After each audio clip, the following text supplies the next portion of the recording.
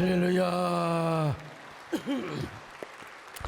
고맙습니다. 귀한 찬양대의 찬양을 받으시고 또 우리 김현 집사님의 애처로운 간증을 듣고 또 우리 김현태 장로님의 기도와 더불어서 이제 하나님께서 부족한 종의 입술을 통하여 말씀을 전하는 시간입니다. 정말 부족한 종의 부족한 영적인 DNA뿐만 아니라 하나님의 말씀의 씨앗이 저들 속에 들어가서 꽃을 피우고 열매를 맺고 하나님께 향기나는 삶을 살 수 있도록 함께하여 주시옵소서. 예수님의 이름으로 기도드리옵나이다. 아멘. 제가 지난주 아프리카에 다녀왔지 않습니까? 르완다에 가서 고등학교, 우리 김철수 장로님의 헌신으로 고등학교를 하나 짓고 또 저 멀리 조유진 집사님의 헌신으로 조이풀 초등학교를 짓고 왔습니다. 뭐 다 짓 건 아니고 기공식만 하고 왔는데 이제 그러고 나서 잠깐 오후에 약간 이제 밥 먹기 전에 짬을 내 가지고 그 키칼리에 있는 제노사이드 박물관을 제가 관람을 하고 왔습니다. 제노사이드라고 하는 말은 동족끼리 서로 학살한다는 의미가 제노사이드라는 말이죠. 실제로 르완다에서는 투치족과 후투족과의 내전으로 100일 동안 정확하게 117만 명이 학살을 당하였습니다. 그걸 기념하고 추모하는 관이 키칼리에 있는 제노사이드 박물관이라고 하죠.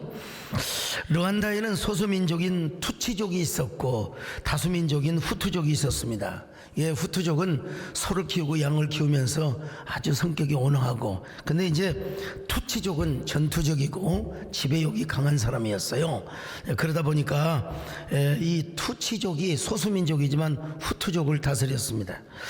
투치족 가운데서 왕이 나와가지고 후투족을 다스리는데 얼마나 잔인하게 다스렸느냐. 꼬마 아이가 조그마한 죄를 지어도 그놈을 잡아다가 성기를 잘라가지고 동네 빨랫줄에다가 걸어놓는 그런 형벌을 아주 그냥 범했습니다. 게다가 벨기아가 르완다 식민지를 지배할 때도 소수민족인 투치족은 아주 굉장히 우대를 하고 후투족을 굉장히 무시를 했습니다. 그런데 이제 벨기에 식민지 지배가 끝나자 후투족이 쿠데타를 이룹니다. 그래서 이제 후투족의 출신의 대통령을 세우게 되죠. 그런데 1993년 4월 6일 후투족 대통령인 하부자리만하가 탄 전용기 대통령, 그 대통령기가 딱 착륙을 하려고 하는데 그 폭격기로 쏘아버렸어요. 그 비행기를 폭격을 해버려가지고 거기에 탄 대통령을 비롯한 모든 수행원들이 한 사람도 빠짐없이 다 죽었습니다. 기자들까지 다 죽었어요. 이 사실은 누가 폭격했는지 아직도 밝혀지지 않았습니다만은, 그러나 후투족의 통치자들은 총리를 중심으로 해서 이건 분명히 투치족 이놈들이 벌인 일이라고 간주를 하고 투치족을 살해하기 시작했습니다. 그게 이제 4월 7일부터. 그래서 100일 동안에 100만 명이 넘는 사람을 죽였는데요. 시간당 400명에서 500명, 그리고 하루에 10,000명 이상씩을 죽이기 시작했습니다. 그런데 그 투치족만 죽인 게 아니라 그래서 되겠느냐고, 살살 하자고, 그만하라고 그렇게 온건한 후투족까지 다 죽여버리기 시작합니다. 사람이 얼마나 잔인한지 거기 박물관에 가보면은 학살 장면들 사진들이 다 전시되어 있고요. 그리고 학살당한 사람들의 일부 유골, 해골바가지 저런 것들이 다 전시가 되어 있는데 같이 간 여자분들은 구역질에 넣어서 못 들어가더라고요. 막 그걸 보고 구역질 나서 그리고 그 학살당한 사람들의 모습을 보면 머리가 깨져서 죽은 사람도 있고, 그 어린애를 칼로 그냥 잘라가지고 이 해골이 고리 두 개로 그냥 나눠진 경우도 있고. 그때 투치족들이 안 죽으려고 어디로 숨었느냐? 여러분, 가톨릭 성당으로 숨었습니다. 가톨릭 성당으로 도망을 가면 사제와 수녀들이 숨겨줘야 될 것 아니겠습니까?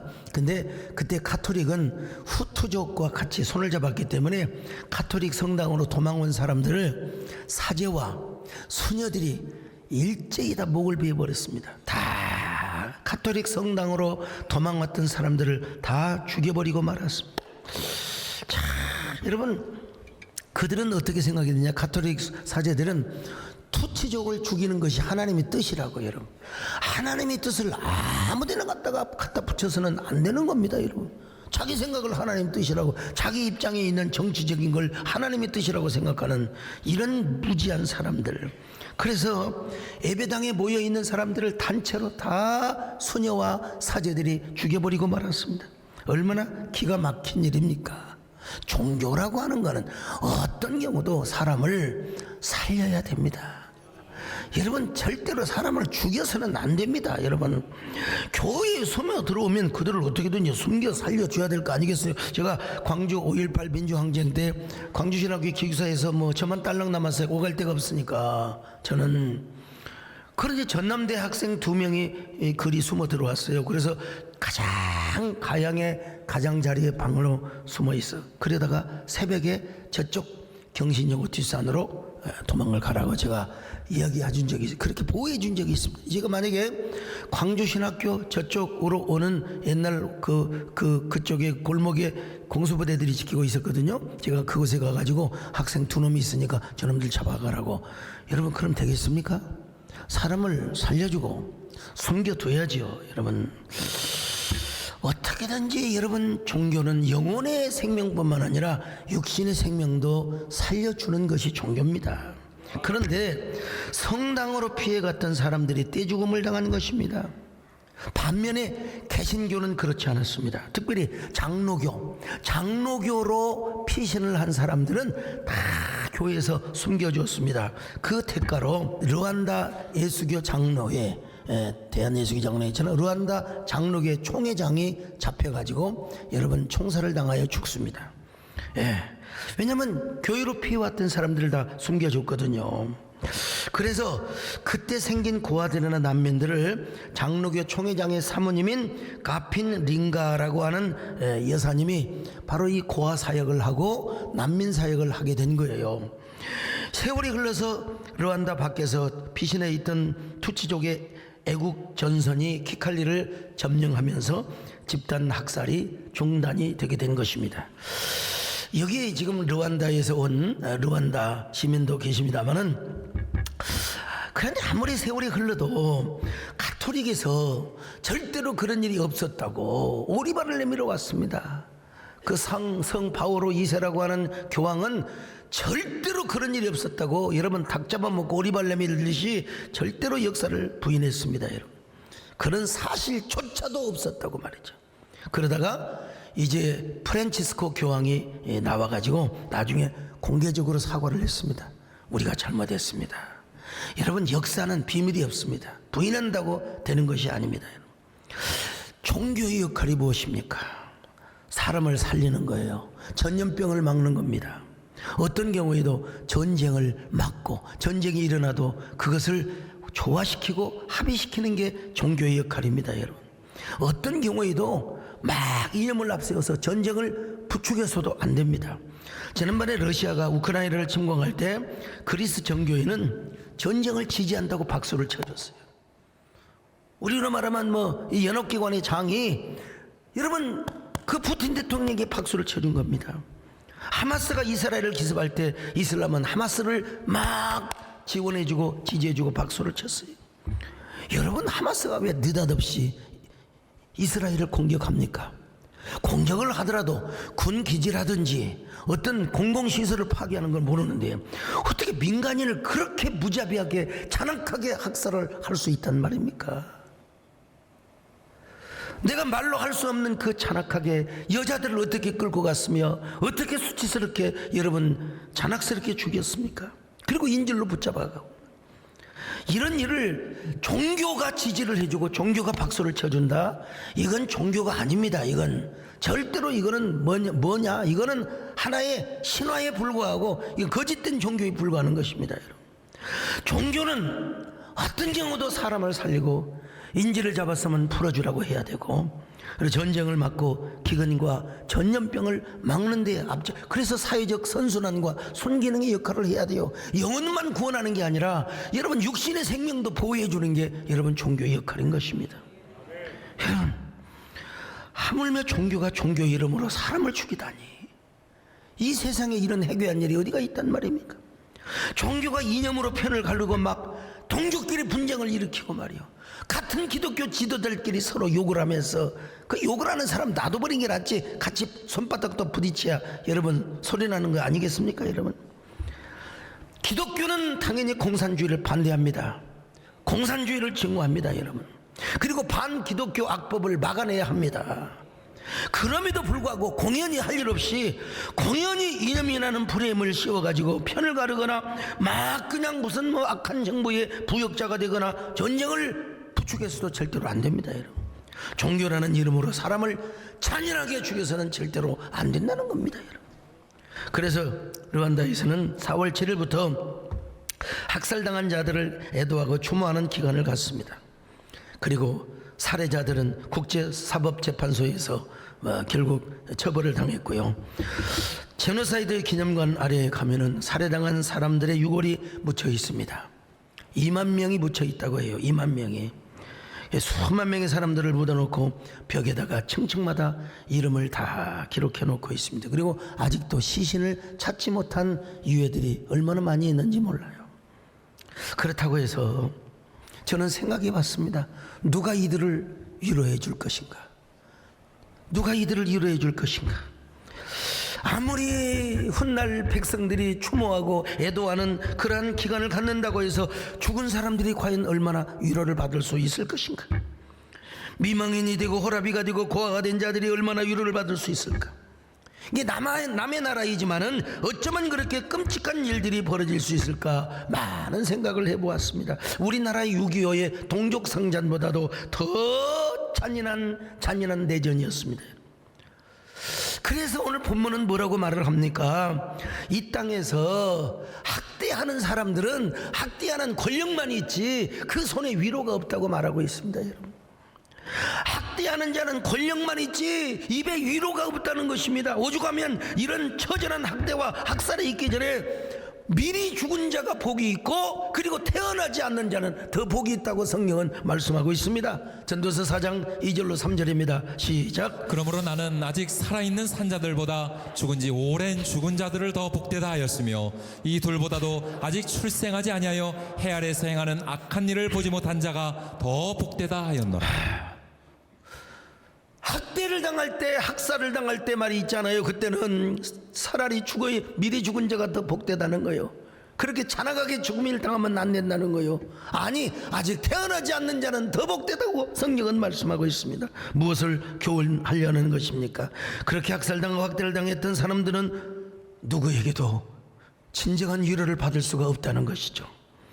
정말로 우리를 위로해 줄 분은 누구냐? 하나님밖에 없다는 거예요. 아무 죄도 없이 제노사이드로 인해 삭살당한 사람들을 누가 위로해 줄 수 있겠습니까? 비석을 세운다고 여러분 위로가 되겠습니까? 4월달에 애도 기간을 갖는다고 진정한 위로가 되겠습니까? 죽은 사람이 어떻게 위로를 받아요? 정말 우리를 위로할 분은 누구냐? 산 자와 죽은 자를 심판하시는 하나님밖에 없다고 말씀합니다. 여러분, 산 자와 죽은 자를 심판하시는 그 하나님만이 산 사람도 위로할 수 있고 죽은 사람도 위로할 수 있다는 것입니다. 나는 지금 뭐 천국을 가고 못 가고 그런 차원이 아닙니다, 여러분. 우리 하나님만이 살아있는 자 죽은 자 모두를 위로할 수, 우리 인간은 위로할 수가 없다는 것입니다, 여러분. 고아와 난민, 진정한 위로는 하나님이 할 수 있어요. 사랑의 하나님만이 위로를 해줄 수 있다 이 말입니다. 하나님만이 당신의 따뜻한 손길로, 오늘도 그 하나님의 따뜻한 손길이 여러분의 차가운 마음을 어루만져 주시기를 바랍니다. 여러분의 심란한 마음을 어루만져 주시기를 바랍니다. 왜냐하면 우리 예수님은 우리의 위로가 되시고 우리의 힘이 되시기 때문에 그렇습니다. 여러분, 위로하고 힘 주실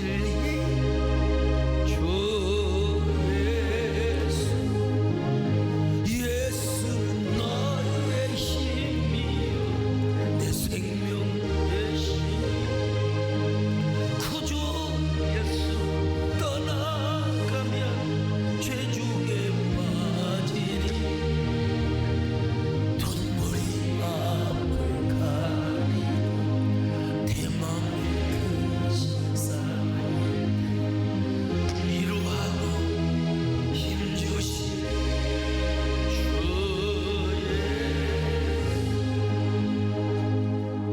우리가 그렇습니다. 우리가 이 땅에 살아가면서 하나님의 위로가 없으면 우리는 무슨 맛으로 살아갑니까?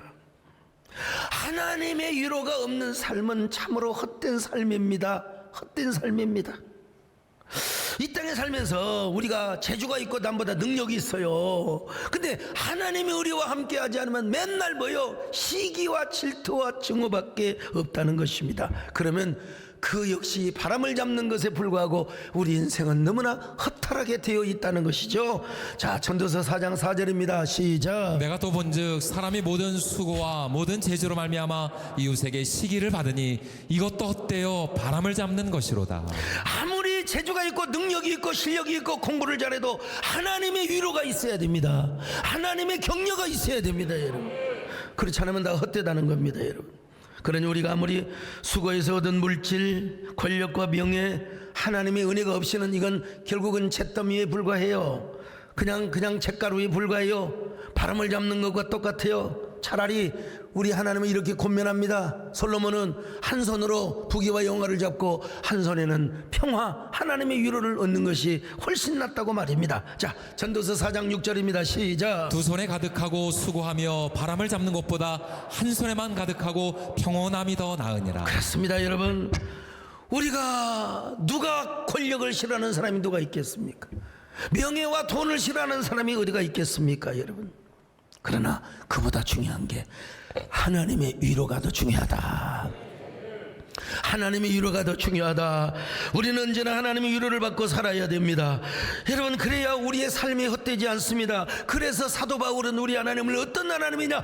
위로의 하나님이라고 말씀하고 있습니다. 위로의 하나님. 자, 고린도후서 1장 3절로 6절을 같이 보십니다. 시작. 찬송하리로다. 그는 우리 주 예수 그리스도의 하나님이시요 자비의 아버지시요 모든 위로의 하나님이시며 우리의 모든 환난 중에서 우리를 위로하사 우리로 하여금 하나님께 받는 위로로서 모든 환난 중에 있는 자들을 능히 위로하게 하시는 이시로다. 그리스도의 고난이 우리에게 넘치는 것 같이 우리가 받는 위로도 그리스도로 말미암아 넘치는도다. 우리가 환난 당하는 것도 너희가 위로와 구원을 받게 하려는 것이요 우리가 위로를 받는 것도 너희가 위로를 받게 하려는 것이니 이 위로가 너희 속에 역사하여 우리가 받는 것 같은 고난을 너희도 견디게 하느니라. 우리 하나님은 어떤 하나님으로 말씀합니까? 자비의 하나님이요 위로의 하나님이시라 이 말이요. 자비의 하나님이요 위로의 하나님. 오늘 여러분 3절에서 6절까지 위로라는 말이 몇 번이나 나오느냐? 8번이나 나와. 8번. 위로의 하나님이요 우리가 고난을 받는 것도 위로를 받기 위함이요 내가 환난을 당한 것도 너희들을 위로하기 위함이요 전부 다 위로. 그리고 여러분 9절까지 10절까지 뭐 위로가 더 나와요. 지금 짧게 6절까지만 맞는데 말이에요. 위로라는 말은 헬라어로 파라클레시스라는 말입니다. 파라 곁에서, 그 다음에 칼레오 부르다. 여러분 언제나 곁에서 우리를 불러주세요. 우리의 이름을 불러주세요. 우리의 손을 잡아주세요. 우리를 가까이 오라고 불러주세요.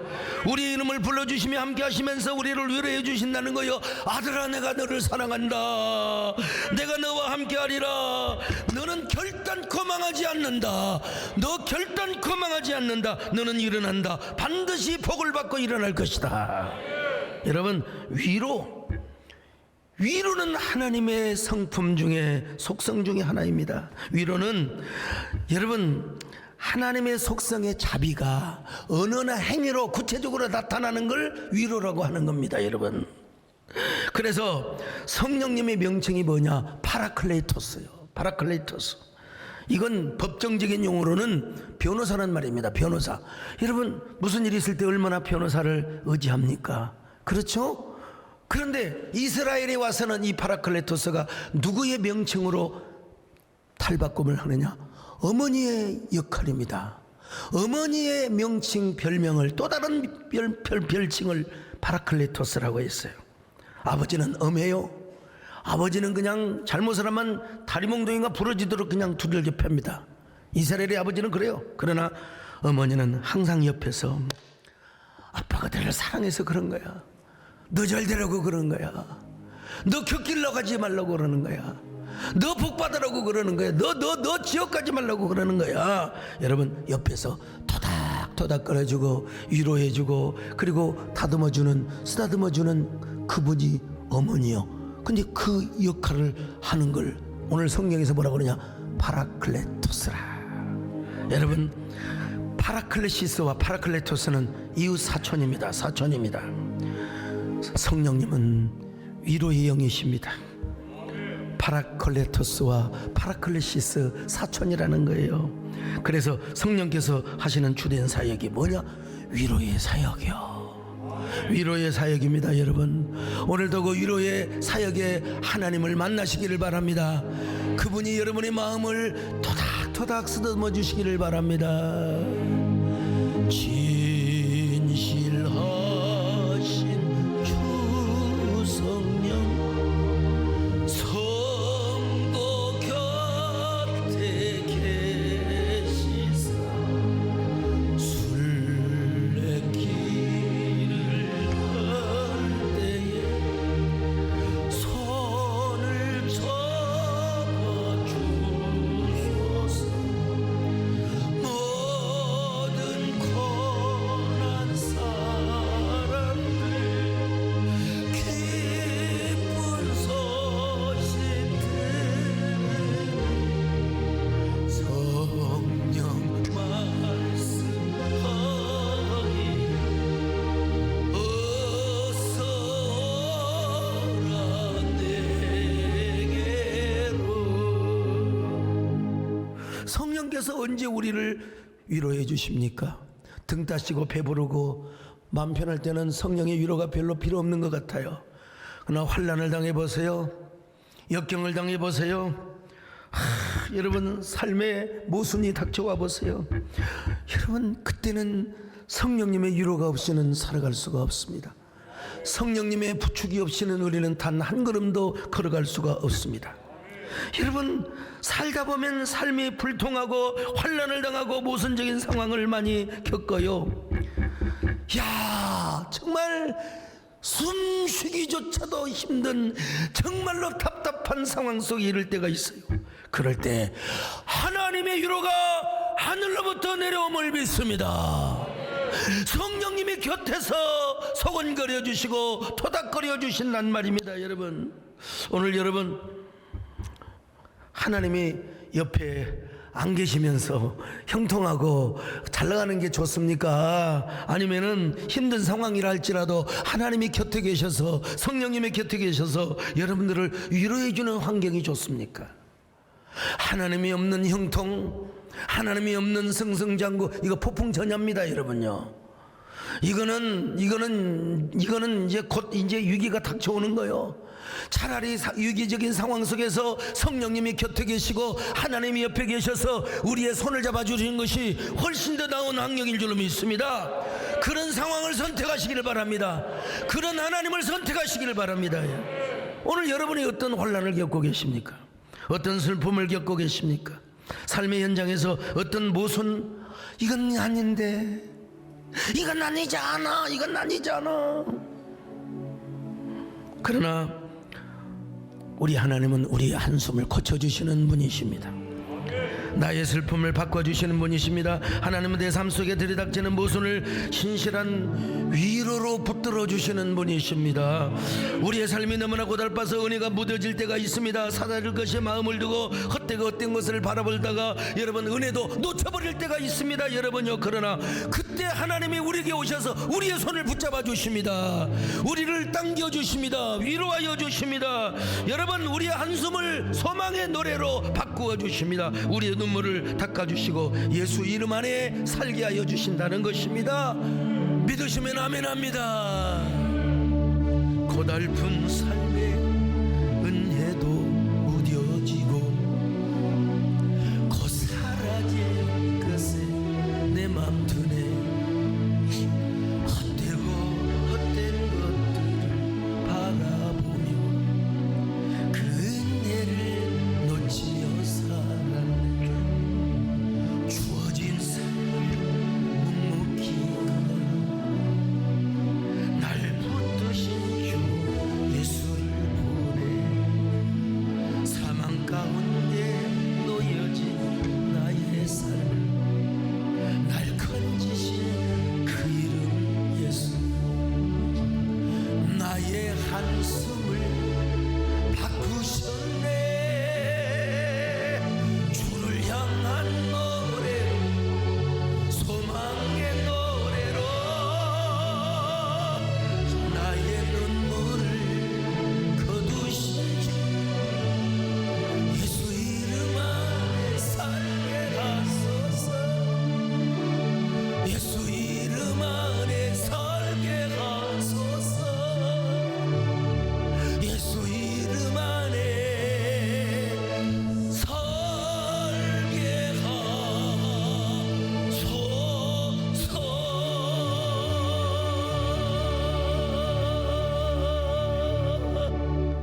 이렇게 하나님이 우리에게 위로의 하나님이시라면 이제 우리는 어떻게 살아야 됩니까? 우리도 남에게 위로해 주는 삶을 살아야죠.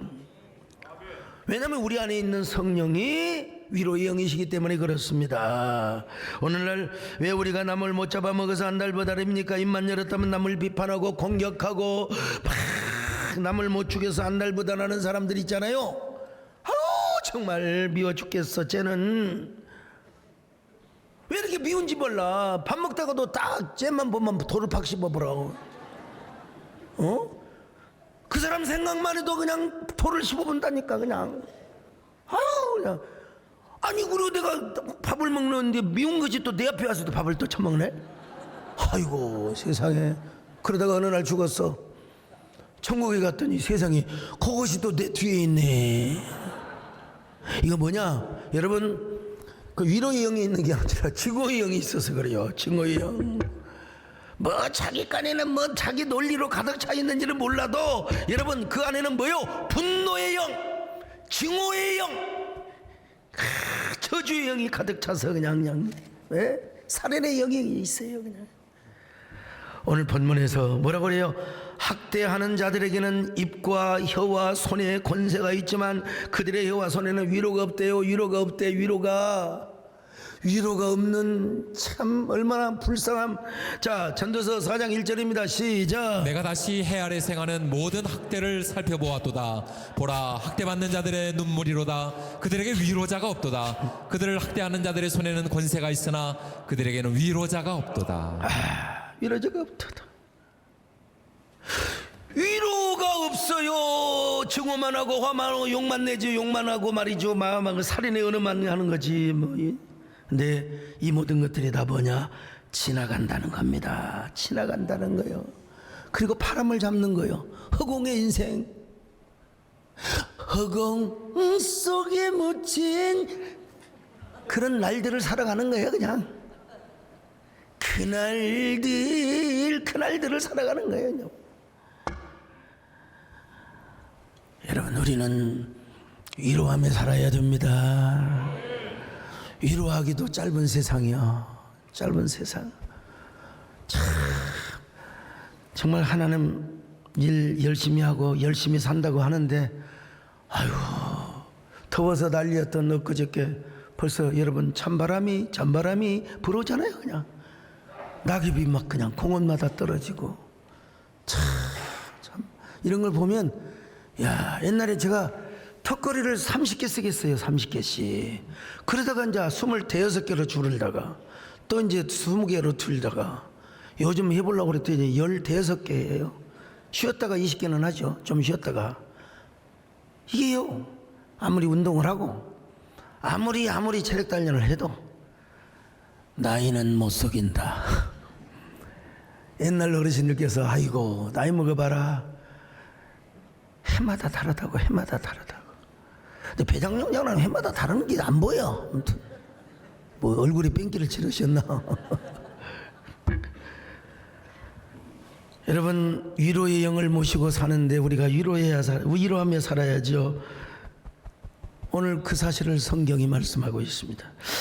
이철환 작가, 유명한 분인데요.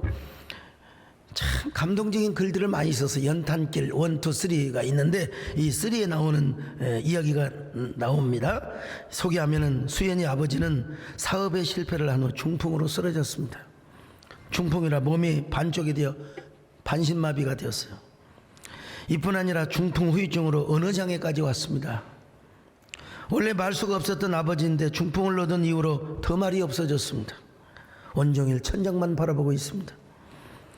어느 겨울 수연이 오빠 성준이가 대학 합격 통지서를 받아들고 기쁜 마음으로 집에 들어옵니다. 대학 합격도 지방대가 아니라 서울에 있는 좋은 대학이었습니다. 어머니는 대학 합격 통지서를 보고 성준아 정말 잘했구나, 잘했어. 내 아들 청하지, 고맙다. 그러면서도 엄마는 이내 쓸쓸한 얼굴을 감추지 못했습니다. 아버지의 병원비도 빚지고 있는 형편인데 아들 등록금까지 마련한다는 것은 너무나 벅차고 힘겨운 일이었습니다. 서울에 있는 대학에 합격을 해서 자취나 하숙을 시켜야 될 텐데 그러자 엄마가 아들 성준이에게 말합니다. 아들아,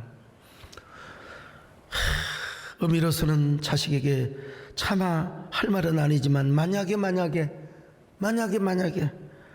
말이야, 등록금이 마련되지 않으면 어쩌지? 너도 잘 알다시피 엄마가 봉제 공장에서 버는 돈으로 우리 식구 겨우 밥 먹고 사는 것도 빠듯하지 않니? 아버지 병원비도 그렇고.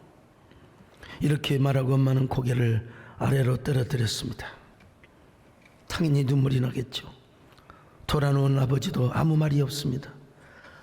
남들은 대학에 못 들어가서 난리인데 우리 집은 왜 이렇게 대학을 합격시켜놓고도 이런 슬픔을 겪어야 한단 말인가.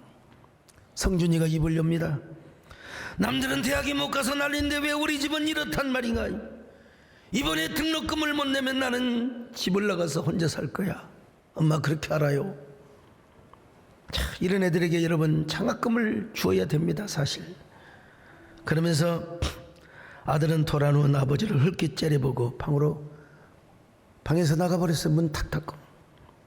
엄마가 갑자기 울음을 터뜨렸습니다. 엄마는 운망 섞인 목소리로 아버지에게 말합니다. 여보, 어서 정신 좀 차리세요. 아이들에게 해줄 일이 너무나 많이 있잖아요. 산더미같이 많이 있는데 이렇게 누워만 있으면 어떡해요. 나 혼자 동동거리고 살아야 밥 먹고 살기도 버거운데. 엄마는 깡마른 어깨를 들썩이며 한참 울었습니다. 그러다가 잠시 후에 마음을 가라앉힌 엄마는 멋쓰게진 얼굴로 남편에게 이렇게 또 다독이는 말을 합니다. 여보, 괜한 넋질을 부려서 미안해요. 당신이 왜 이렇게 된 줄을 전들 왜 모르겠어요. 우리 식구들 먹여 살리려고 열심히 사업하다가 이렇게 된 걸 난들 왜 모르겠어요. 아까는 속이 상해서 그랬어요. 여보, 마음 푸세요. 제가 잘못했어요. 이 말을 들은 아버지는 아무 말이 없었습니다. 양쪽 눈에는 눈물이 귓가에 툭툭툭 떨어져서 귓가에 눈물이 고였습니다. 집을 나간 성준이는 며칠이 지나도록 소식이 없었습니다. 집을 나간 지 5일째 되던 날 성준이가 집에 들어왔는데 아무도 없었어요. 안방 문틈 사이로 아버지의 느릿느릿한 목소리가 들려왔습니다. 어느 장에 있는 아버지는 말을 더듬거리며 누군가와 전화통화를 하고 있었습니다. 여보세요. 제가요. 신장을 팔 수 없나 해서요. 잠시 사이를 뒀다가 아버지의 힘겨운 목소리가 다시 들려왔습니다. 제 아들놈 대학교 등록금 때문에 그런 것이니까 꼭 부탁드립니다. 꼭. 마루에 걸터 앉은 성준이의 눈에는 눈물이 핑 돌았습니다. 성준이는 오래전에 학교 선생님이 해주었던 말이 생각이 났습니다. 아버지의 사랑은 등대 같은 거야. 낮에는 아무 일이 없는 척 태연한 척 하다가 어두운 밤만 되면 깜빡깜빡 제 마음을 밝히는 등불, 등대. 아버지들은 침묵으로 그렇게 사랑을 하고 자식을 위로해 주는 거야. 여러분, 그 아들에게 이보다 더 큰 위로가 어디가 있겠습니까? 아버지가 신장을 팔아서 아들 대학 등록금을 마련해 주고 싶어하는 그 아버지의 위로, 그 아버지의 작은 위로가 아들을 마침내 울게 만들었던 것이죠. 여러분, 위로라는 게 이렇습니다. 위로의 파워가 이렇게 커요. 반신불수인 아버지도 사랑하는 아들에게 자신의 신체의 일부를 팔아서 위로의 사랑을 절해주고 싶거늘 하물며 우리 하나님이시겠습니까? 우리 하나님은 위로의 하나님이십니다. 그래서 위로의 영을 우리에게 보내주셨습니다. 사랑의 하나님이십니다. 그래서 성령님을 통하여 우리의 모든 한숨과 슬픔과 고통을 위로로 바꾸어 주시는 분이십니다. 사랑으로 바꾸어 주시는 주시는 분이십니다. 여러분, 기쁨으로 바꾸어 주시는 분이십니다. 그래서 우리가 이런 노래를 부르는 거예요.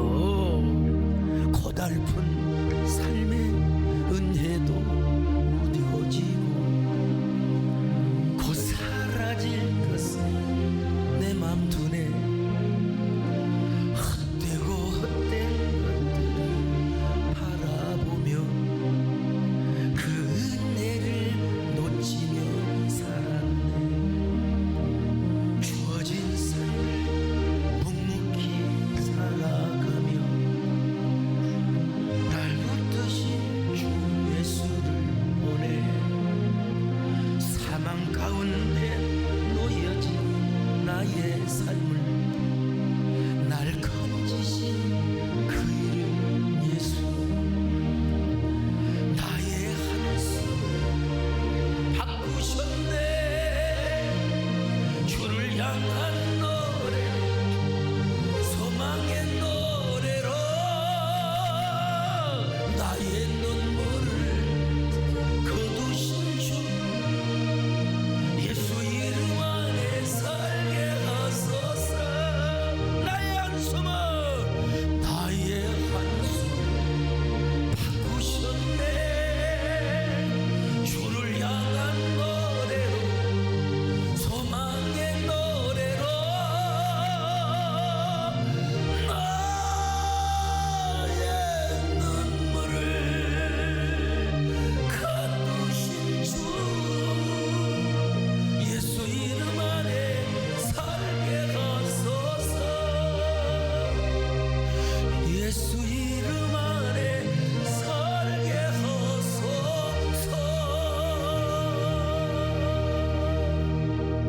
다시 강조드립니다.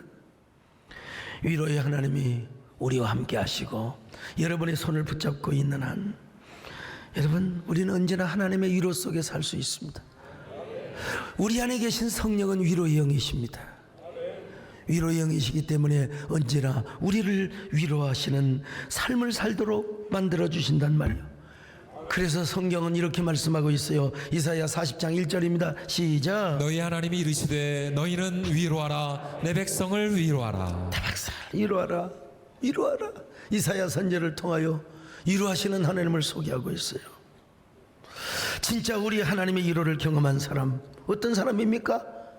하나님의 위로를 알아요. 그러니까 이 위로를 아는 사람은 남에게 하나님의 위로를 전달할 수 있어요.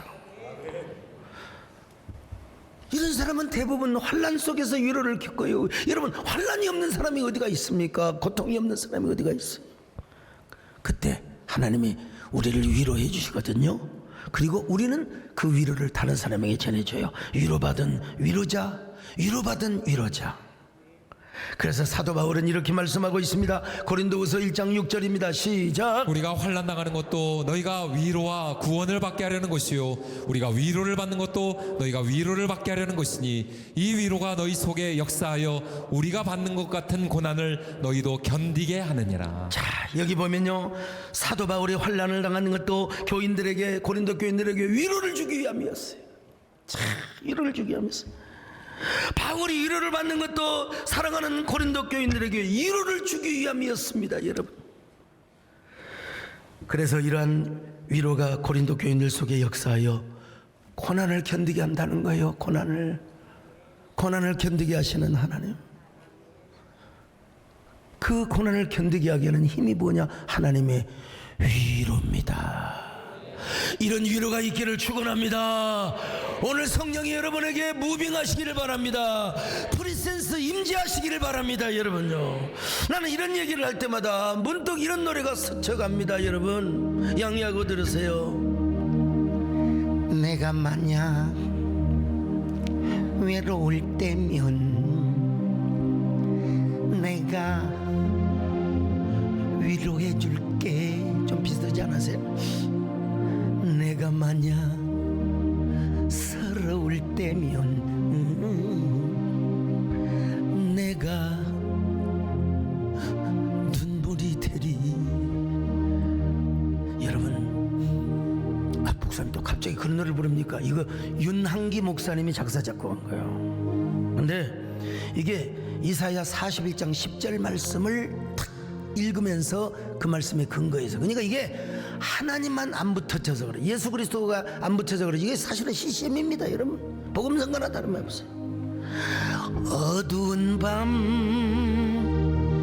험한 길을 걸을 때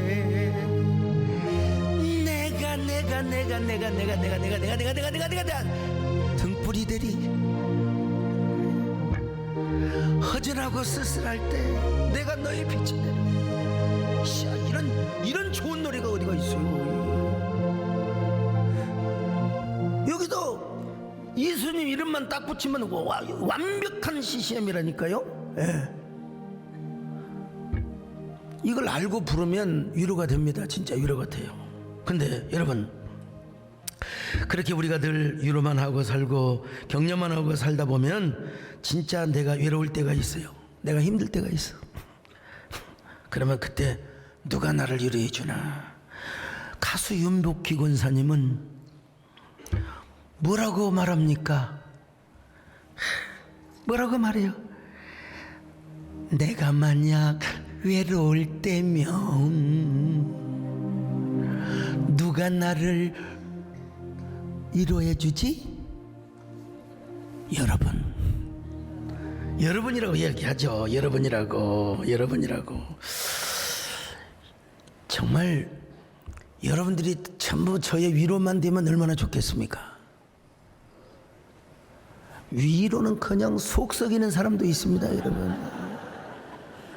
목사를 화나게 하고, 목사 그냥 화나게 하고 뒤에서 아이고 감자 먹는다. 이 트러블 메이커들이 가끔 있어요. 막 자기 의를 내세우고 막 자기가 옳다고 끝까지 대들고. 이야, 여러분들이 저에게 다 위로가 될 수가 없어요.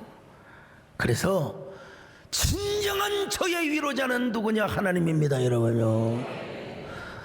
같이 사는 집사람도 저한테 부해를 확 지르는 경우가 있어요. 그냥 그렇다고 마귀할 수도 없고. 심지어 우리 정권사님도 막 우리 타건 연세대 가서 링건 받고 조금 잠이 살짝 들려고 하는데 딱 문 열고 장가? 그때 제 안에 음성이 들려오더라고. 내 원수는 집안에 있느니라.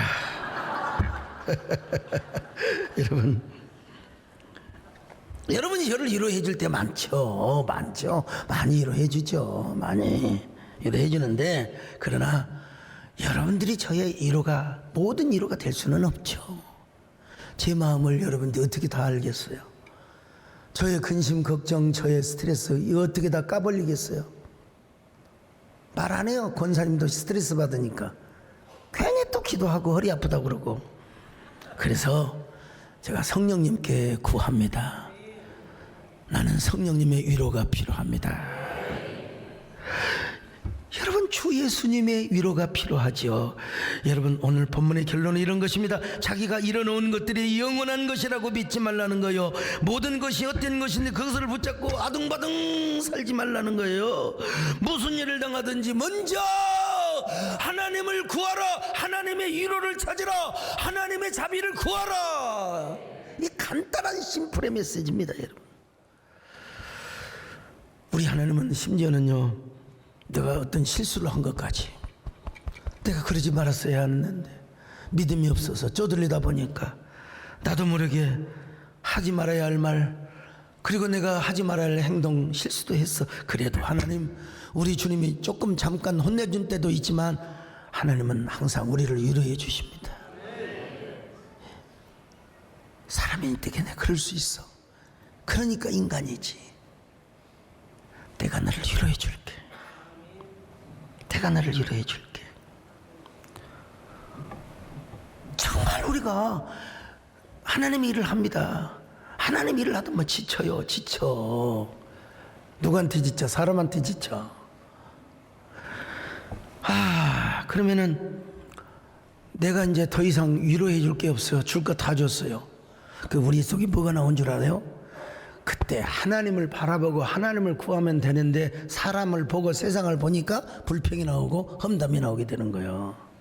이것만 알면 되는데 우리가 하나님을 구하고 하나님 앞에 위로를 구하면 하나님이 그냥 알아서 위로를 주시는 거예요. 힘을 주시는 겁니다, 여러분요. 예. 여러분, 우리 함께 하나님으로부터 위로받는 삶을 살며 이웃에게 위로하는 삶을 사시기를 축원합니다. 여러분, 위로의 마음을 가지고 위로의 마음으로 상대방을 다가가시기를 바랍니다. 그래서 우리 모두가 이런 위로의 공동체가 되었으면 좋겠습니다. 여러분의 삶이 아름답게 위로의 삶이 되었으면 좋겠습니다. 이런 은혜가 우리 모두에게 임하시기를 바랍니다. 아멘. 나의 한숨을 바꾸셨네. 주를 향한 노래로, 소망의 노래로 나의 눈물을 거두신 주 예수 이름 안에 살게. 다시 한번 합니다. 나의 한숨 바꾸셨네. 주를 향한 노래, 소망의 노래로 나의 눈물을 거두신 예수 이름 안에 살게. 가슴에 손을 얹고 주님, 예수 이름 안에 살기를 원합니다. 하나님의 위로가 필요한 사람입니다. 제 가슴은 너무나 속이 상하고 또 멍들어 있으며 상처 자국으로 얼룩져 있습니다. 하나님, 사람으로부터는 위로받을 수 없습니다. 이제 하나님의 위로가 필요합니다. 주님의 위로를 받고 상처난 사람들을 향하여 위로의 마음을 전하게 하여 주시옵소서. 위로의 성령이여, 오늘 나를 품어주시고 내 마음을 어루만져 주시옵소서. 여러분, 함께 잠시 1분 동안 기도하는 시간을 갖습니다. 조용한 기도로 주님 앞에 나아갑니다.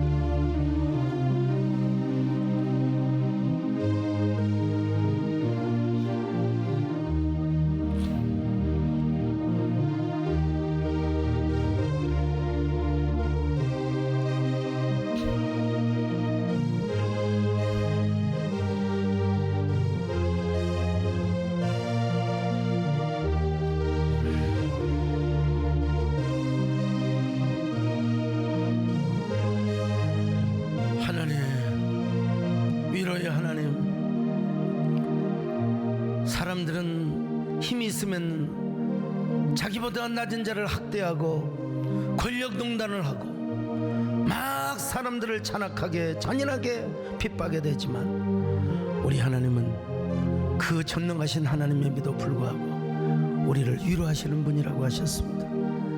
주님, 이 시간 위로할 자를 위로하여 주시옵소서. 마음의 상처를 어루만져 주시옵소서. 하나님, 오늘도 우리가 위로받고 또 위로하는 삶을 살기를 원합니다. 우리 모두 그런 삶을 살 수 있도록 축복하여 주시옵소서. 예수님의 이름으로 기도 올려옵나이다. 아멘.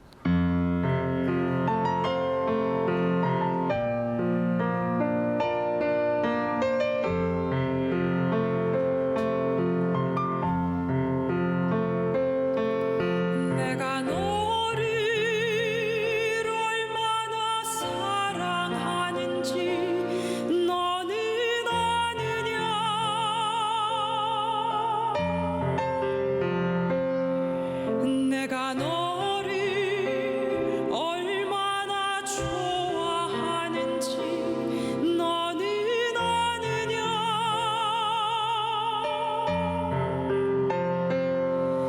내가 너를 얼마나 기다렸는지 너는 아느냐.